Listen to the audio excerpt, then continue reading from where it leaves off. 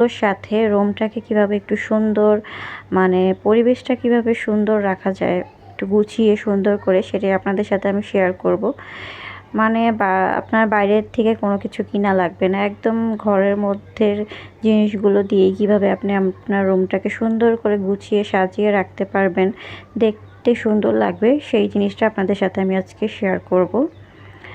তো প্রথমেই বলে নিচ্ছি, আমার এই যে নিচের যেই ইটা ম্যাটটা, সেটা হচ্ছে গিয়ে একটা ছোট ম্যাট নিচের। আর ওখানে যে বালিশগুলো, সেগুলো হচ্ছে গিয়ে আমি হাতে বানিয়ে নিছি। আমার কাছে এক্সট্রা তুলা ছিল বালিশের, তো সেইগুলো দিয়ে আমি বানিয়ে নিয়েছি।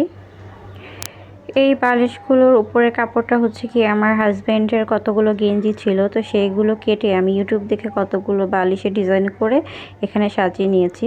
তো তারপরে হচ্ছে এই উপরের দেয়ালের যে এইগুলা, আমার ঘরে কিছু রশি ছিল যেগুলো আমার কোনো কাজে ছিল না, মানে এমনি পড়েছিল। তো আমি ইউটিউব দেখে এরকম করে দেয়ালের জন্য এগুলো বানিয়ে নিয়েছি। আসলে এটার নামটা কি আমি সেটাও ভুলে গেছি। তো তারপরে হচ্ছে এই যে দেয়ালে, এটা সুবহানাল্লাহ আলহামদুলিল্লাহ, এটা আমি কাগজের মধ্যে রং দিয়ে লিখে নিছি। তারপরে দড়ি দিয়ে এভাবে বেঁধে একটা পেরেকের মধ্যে ঝুলাই দিছি। এখানে যে দেয়ালের এগুলো হচ্ছে গিয়ে আমার কাছে